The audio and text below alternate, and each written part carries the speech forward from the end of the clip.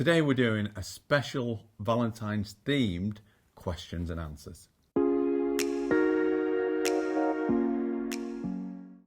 Thanks to everyone who sent a question through on our Facebook and Instagram. And we've got Liv, our daughter, here, who is going to be asking us your questions. Do you know, before Liv asks the questions, do you realise that we've had 30 Valentine's Days together? That's a lot of Valentine's That is a lot of Valentine's Day. A lot of cards, when you remember. I do. Yeah. Oh gosh, yeah. On our first Valentine's Day, I think Nick sent me 30 cards on our very first Valentine's Day. After that, I had to put with one, but 30. And it was so exciting. But anyway, Liv, ask us the questions. Go for it.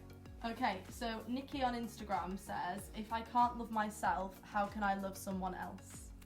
Absolutely fantastic question, Nikki. It is a fantastic question. And the thing is, Nikki, the starting point has got to be loving yourself without question. Yes, yeah, definitely. Have a look on around our YouTube channel, because we do have films to help on there to help raise your self-esteem. We're also bringing, got a book actually, Everyday Confidence, that also works on self-esteem, and that is so, so important, because if you undervalue yourself, then you are likely to choose a partner who will also undervalue you, and therefore not treat you right. Yeah, and therefore it's essential to start to learn to love yourself. Like I say, take a look around the YouTube channel, but it is things like realizing all your qualities, all the kindnesses that you've ever done, all the things that you've achieved, realizing just how amazing you are. And if you have ever been loved by anyone, and I don't care if that's your parents, grandparents, or even a pet, if anyone has ever loved you, then that is because you are lovable and you actually deserved to be loved. So it's essential that you start working on your self-love and understanding why you don't love yourself as much as you should, because usually our opinion of ourselves is based upon how other people have made us feel. And if we've been around people that are negative and that aren't too good, then we're going to feel negative about ourselves and not too good. So Sonia on Instagram is looking for some advice because she's worried as her 27-year-old daughter would love to meet a guy but can't go on dates due to being in lockdown. Yeah, again, I think that's something that a lot of people are struggling with right now. And my advice, and I'm sorry I'm jumping in here. But my advice would be get online and start chatting to people. Let's be honest, being in lockdown is a very unusual situation, and it's hard for people in many different ways. But most people these days meet their partners online anyway. So essentially all lockdown is doing is giving you a longer chance to get to know someone before you actually meet them. And actually that might be a good thing, because you might find more things about them. You think, oh, I'm glad I didn't meet them. But also on the other side of the coin, you might think, oh, I can't wait to meet them. Yeah, and I hope, Liv, you don't mind me just mentioning that you and your partner started talking on Instagram. On Insta? Yeah. Originally. And they spoke together for quite a few months before they met. But by this point, they'd already, they already felt they knew one another. And right now, they've been dating for over a year and they're really happy. It was 6 months before they met. Yeah, so they chatted online for 6 months before they met. So, and that wasn't because they couldn't see each other, because it was pre-COVID. So, but what it did do was that it really enabled them to get to know one another and to make that definition between, is this just going to be a friendship, or could this be more? So if you look at it in that way, then being in lockdown can actually be a good thing. Yeah. Mark says he's looking for advice on if you seem to end up with the same type of person, how you can change that. Do you want to go again, Mark? The thing is, Mark, what you've got to look at is how you view yourself, and essentially, that saying the same type of person. I'm obviously thinking that's not a great person to be with. So if you want to find a better person, you've got to start with yourself first, and you've got to look at why. Firstly, you deserve the best. You don't want to accept anything less than that. So what can you do to make yourself feel better about yourself? But also look at, what have you ever written down what you would like in someone else, instead of just going to the norm? What you actually want? And when you actually go, okay, I would like to design my perfect partner. What would they look like? How tall would they be? What music would they like, what films would they like, what food would they like, and so on, and make a list. And we're talking a long list here. Maybe 100 things even. Perhaps. I mean, and that list might include, their history. Do they have children? Do they not? Is that a problem? Is it not? Have they been married? Have they not? Is that a problem? And it's all those kind of things. And this is where online dating is actually great. Really good, because face to face, these kind of questions might feel a bit uncomfortable. But I don't think there's anything wrong with saying that this is what I'm looking for in somebody. I don't want to waste your time or mine. Do you tick these boxes or do you not? And the fact is that you deserve, as Nick said, you deserve to have the best. And one partner. thing that once you've designed your perfect partner, then what you've got to look at yourself, Mark, and go, okay, this is my perfect partner. What would I have to change about myself to make sure that I found that person and kept them? Yeah. And also, just to mention, we do have a YouTube video on picking the wrong partner. We do, yes, we do have a YouTube film, so have a look at that about picking the wrong partner. So that'll go into even more depth. So Eve on Instagram says she's struggling to let go of someone she met on holiday. They live 5 hours away but spoke every day for almost a year, and she says that after meeting him, her confidence was amazing ever since, which then led to her making many new friends. He's now moved on with another girl, but she can't stop thinking about him and the amazing summer when she met him because it was so exciting, and he was the one who brought her the confidence she has now, so she's struggling to let go and keep seeing memories of him everywhere. Right, the reason that you're struggling to let go, Eve, is because you're actually attributing all these good feelings with him, and what you've not realised is that he didn't give you confidence. It was you that was confident. He didn't make those memories happy. You did. And but also, the two key words that come out of that is you met him on holiday. So already. And an amazing summer. Yes. So those two things. Excuse me. It's that's important to you. So what you doing, Eve? I'm so sorry. Got a drink somewhere. Go on. What you're doing, Eve? You're attributing these great feelings that you had for being on holiday and having this most amazing summer to him. Yeah. And that is quite common. But what you've got to realise is that your great summer was because of wherever you went on holiday. And would you have still had a great holiday had he not been there? Absolutely, yes, you would. And so, that's realistically what you've got to do is you've got to pull this apart now and go, well, he enhanced it, but that's only like going to a nice restaurant and having a really nice meal. It enhances it, but it doesn't make all of it. And then obviously appreciate the fact that he made you feel confident because he liked you.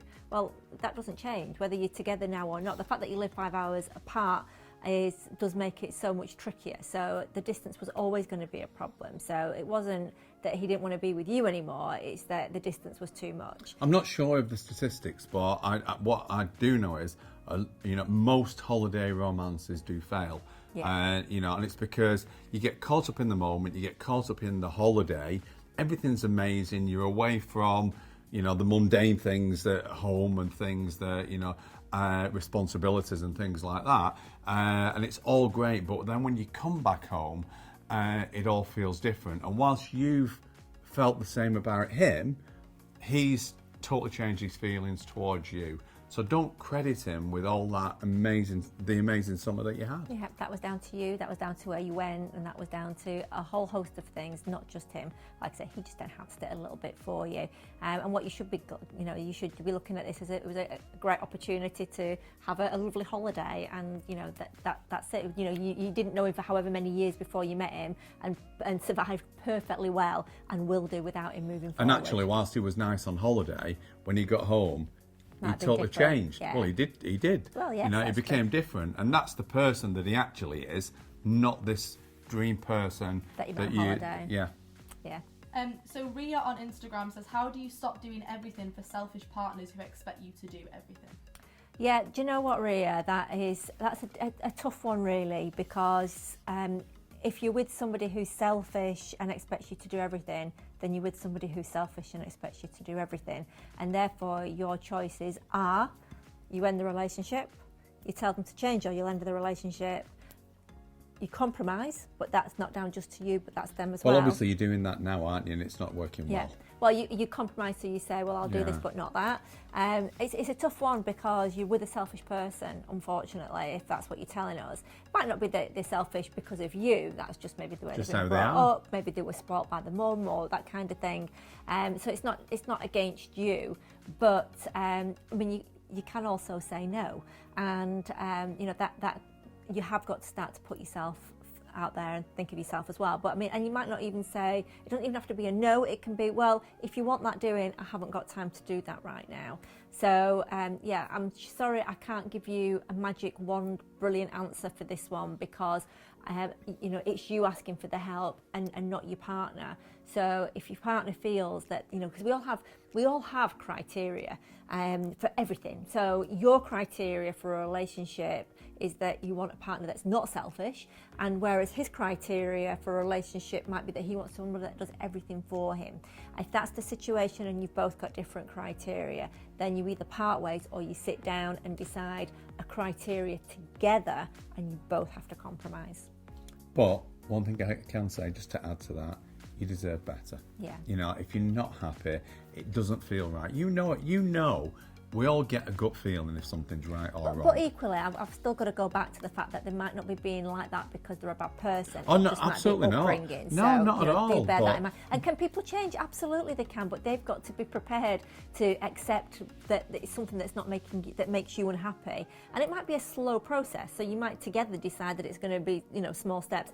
When I'm no longer going to do this for you. So just be aware of that. So it's just one thing at a time, so that it's, you know, it's a gradual change, because if he loves you and he knows how unhappy it makes you, then he will be prepared to change. I know I had the final word on that question, and before I had the final word, you summed it up really well. Giving the options. No, you did. And I just added on there that, you know, ultimately you deserve the best, and if you don't feel happy, then, you know, please don't put up with it. So Jo on Facebook says she's looking for relationship advice.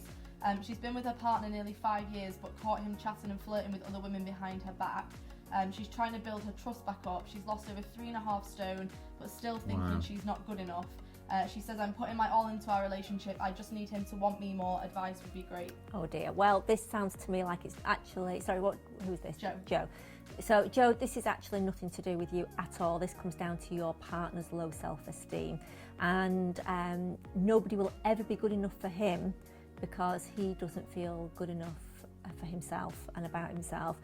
This behaviour is usually based on somebody who has low self-esteem, often because maybe they didn't get the amount of attention or love that they wanted when they were kids, or perhaps that they had their heart broken, and what they're actually doing is, it's absolutely nothing to do with you, but to feed their ego, to feed their need to feel better about themselves. They want attention from lots of different areas. Now, until he deals with his insecurities, his low self-esteem and his issues, then this could continue. What I will tell you is, like I say, it's absolutely nothing at all to do with you. So it doesn't matter how much weight you lose. It doesn't matter what you change about yourself. This is ultimately about him. People that cheat, people that kind of go off at tangents and want compliments and want their ego strokes, is usually because of their insecurities, their low self-esteem, their issues. So it's actually nothing about you. It was never about you. He never did all those things to upset you or to hurt you. It was all about him, his feelings, his insecurities. Do you know, I get that, but when Jo's saying, and I can hear Jo, if Jo was here now, she'd be saying, I know that, Eva, but I put everything into this relationship, and I've invested so much, I don't just want to walk away from it. I get that. I've been there. It makes me really sad, because I do get that. You know, my first boyfriend, he cheated on me, and it was absolutely crushing. The thing is, though, that Jo is on a downward spiral, because when you start losing weight, that's not good. Yeah, that's not good, because what you're doing is you're taking responsibility for his actions as though it's your fault, and it absolutely, it's not your fault 1000% is it. You really need to sit down with him and have a really stern conversation with him, and just say, look, you know, why does he need attention off other what's people? going on? Why, you know, maybe he needs some therapy, some counselling. You know, what was it that you liked? Was it that your mum didn't give you enough love? Was it because you didn't get enough attention? Was it because you know, you had your heart broken by somebody else. Don't, you know, I'm not paying the price for your past, and you need to go and get this sorted out. You need help to build your self-esteem. Our book, Everyday Confidence, if you would be prepared to read or listen to that, would also be very, very helpful, because that is where we really help people to really address issues that might be knocking their self-esteem and confidence. I do think Jo will get part of her answer, because she's already said that she's putting everything into this relationship. If you speak to him about this and he's not willing to go, do you know what, I'll go for therapy, I'll look for help, I'll do something, then, you know, you've got an insight there. I want to give everything, but he's not giving it all back, so maybe. Absolutely. And when you've asked that question, you can then get him to listen to this and to what we've said, and, you know, hopefully, Jo, that might just make him realise that it is him that's got the issue, and it's very unfair of him to put his issues on you, because ultimately, even if you don't stay together, this could have a lasting effect on you, because what we're already hearing is that you're taking responsibility for this and believing that it's because you're not good enough, when it's absolutely that's true, and nothing to do with you at all. That's true, and moving forward, if you just think you're not good enough, then even if this relationship ends, you then go into another relationship believing that you're not good enough, and that other person could well take advantage of you. So you've got to understand that you're giving everything, which is great. He's got to mirror that and do the same thing. And again, I'm just saying, you know, we're not saying he's a bad person here. He's not, you know. It's just because of his circumstances, how he's grown up, you know. But yeah, it might just be that you just want different things. So Emma on Instagram is asking, how do you approach a new relationship conversation when they bring taking it to the next level up and becoming intimate, but you've been sexually assaulted and still feel scared? Oh, I'm sorry to hear that, Emma. That is, yeah. And again, you know, it's understandable. And you know, if you were sexually assaulted, then what you're doing is you're actually blaming intimacy for causing you the pain, as opposed to the person that carried out that attack or that assault on you. So that's the first thing that we'd like you to consider. And you know that it wasn't intimacy that created this. In fact, it wasn't intimacy at all. That what happened to you. Quite the contrary. That was an attack. And if you're able to kind of split the two and see that, then that would help. I think in the same way that you know, perhaps look at in your life that you've had friends that have been really, really nasty to you, and you've fallen out with them and you've never spoken to them again, but you've still made new friends. You know, it doesn't mean that all friends are like that, and equally, you know, I mean, it's wrong that you got assaulted. Things like that should never happen. No, but the fact that you've met someone that you've fallen in love with and you want to get intimate with, that's a different thing entirely. Yeah, and so the other two things that I would suggest is, number one, if you can get therapy for what happened to you, then that would be very, very helpful, because that would then allow you to kind of sever that link between what happened to you and intimacy, because again, like I said, that wasn't intimacy at all, that was an assault. And so therapy, if you can, would be great. We do have films on our YouTube channel for PTSD, because in essence you could be struggling with post-traumatic stress disorder, so that's something to have a look at. Our book, Everyday Confidence, we've got a whole chapter about trauma in there, and so that's one thing. And then the final thing, was that Everyday Confidence or Conquering Anxiety? Sorry, Conquering Anxiety would really help, because we've got a whole section in there about PTSD. But my final thing would be for you to speak to the person, to your partner, and explain what you've been through. And not in great detail, just that you had a bad experience and that you were hurt, and these steps need to be slow, and they need to be on, you know, you're going to control them. It's as far as you're prepared to go, and if they understand and accept that, then you know you're the right person. But get some therapy, because you shouldn't be struggling like this. It's not fair. So Dino on Instagram says, how can someone with social anxiety get through their wedding, so during speeches and vows, etc.? Okay, Dino, what we'd love you to do is go and have a look on our YouTube channel. We've got a film, and it's called Stop Anxiety Now, and it shows a technique where we literally do this with our hands, and it's a sign technique, and it's kind of an override to your sort of behavioural schemas around social anxiety. So you can actually help to override your fears by imagining yourself doing the speech and then doing the sign technique that we share. So that's one thing. Is Dino actually getting married? I think so, because he said, so he said, how can someone with social anxiety get through their wedding? So I'm assuming... Well, firstly, Dino, congratulations. Yes. Yeah. Amazing. And do you know what? Your social anxiety can't be that bad if you've met someone and you've got to the point where you're getting married. Yes. You know, let's look at things in a great way. Well done and congratulations. Yeah. You know, so... just consider that for starters, because a lot of people with social anxiety can't even speak to someone of the opposite sex. Yeah, so, and it's really important to remember that you're not standing up doing a speech in front of complete and utter strangers. Strangers, not at all. These are people that you care about. And then the other thing you do is you question, well, why am I socially anxious? And what we know is that if you are socially anxious, that's because somebody has made you feel uncomfortable. One of the most common reasons why people are frightened of doing a speech and public speaking is because of English class at school. I used to have a real issue with public speaking, and because of that, and so many people, when I relate this story, relate to it and go, oh yeah, I get that, you know, and it's not that bad. But essentially, think back to your English class at school when you had to read a book and you got to the point where you were reading a paragraph out of that book, and everyone went around the class and they all read a paragraph, and you mispronounce something, you read it wrong, and everyone laughs at you. In that moment, you create what's known as a schema, but basically it's a learning that if I read to a group of people, then they will laugh at me and I will feel bad. And you create that association then. So in the future, if you think about talking to a group of people, you get the same feelings. But this is entirely different, because number one, you're not in the class anymore.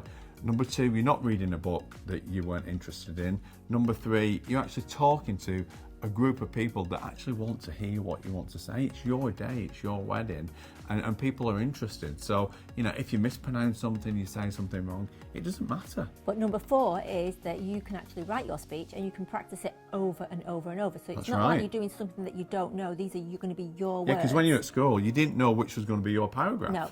And then the final thing that you can do also is use props. So use index cards. Index cards are fantastic because you can literally write everything on your index cards, put bullet points on there, and it kind of gives you a feeling of security, and it will help to guide you through what you need to say. So there's loads of things there, Dino. I really hope that it's helped. Let me tell you that we've been married for 25 years now, and it is the best thing Best day of ever, your life. and it is the best day of your life. So have a lovely, lovely, lovely day, and really hope what we've shared there has helped. And when you do the speech, if you can put a joke in there, a couple of jokes in there, but just have fun. Yeah, you know, you've sure, got yeah. to get in your mindset that I'm going to do this speech and I'm just going to have fun doing it. And it's not really a speech, it's just chatting with people that With you friends, know, yeah. To That's express right, how Eva, yeah. happy you are and how grateful you are and how much you love your partner, and that's easy to say. Anna on Instagram says she can't move on from her ex, who she's been split up from for 2 years, and they have children together. Yeah, when there's children involved, that is a difficult one because it's kind of retains a link forevermore. So or certainly until your children are 18. So I kind of get that, and it is a bit difficult. I think one thing that when you're in a relationship, we create memories in a relationship, and quite often when a relationship finishes, especially if you've not moved on and you've not got someone else, then your brain, firstly you start to be lonely, so then your brain shows you these memories, and a lot of the memories then become distorted because let's not lose sight of the reason why you split with this person in the first place, because something must have gone incredibly wrong to create a split. But your brain then distorts information, and it starts showing you good things, and it starts showing you of great times, when great meals that you had out together, great holidays, and it shows you all these things, and you start to credit all those good times to the person as opposed to the experience itself, if that makes sense. And by doing that, you then start to miss that person, even though you know that they shouldn't be in your life because they weren't great, and that's why you split up. What you need to do is make a list of all the negative things, the reason why you split up with them, the reason why they're not compatible for you, all those reasons. You need to make a list, and you need to keep focusing on that list to refresh your memories to why you split up with them in the first place. And realistically, the only thing that you should be considering is just gratitude that the only thing is gratitude for your children. That's it.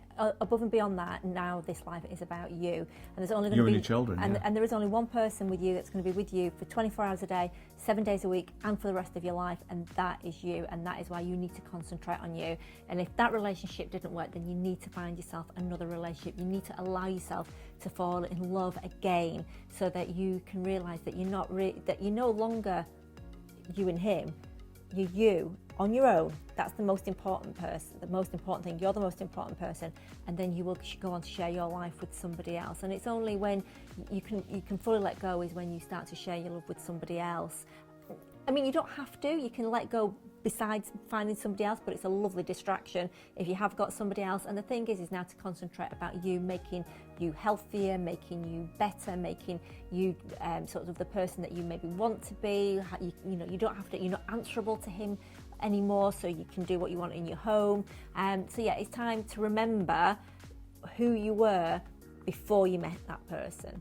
Before you met him, and you survived perfectly well before you ever met him, and you will actually survive even better once you allow him to get on with his life and you get on with yours. And then the only thing you share is the dropping and collecting of children and your children's care. Laura on Instagram says, I haven't been in a long-term relationship for over 10 years. Am I sabotaging myself?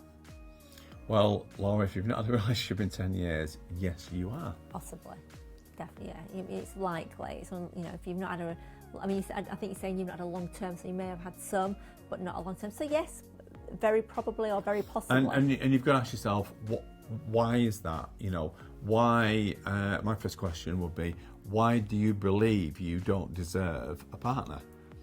What is it that you believe? Because it's something stopping you. Now, it might have been that your last partner cheated on you, and therefore you believe that every man that you have a relationship with will cheat on you. Or woman. It could be that your last partner didn't treat you very well, and therefore you don't want to, you're frightened of progressing in a relationship in case you don't get treated well again. There could be many reasons, but I think what you need to do is do some timeline, and you've got to look at your life, because one person treating you badly doesn't represent everyone.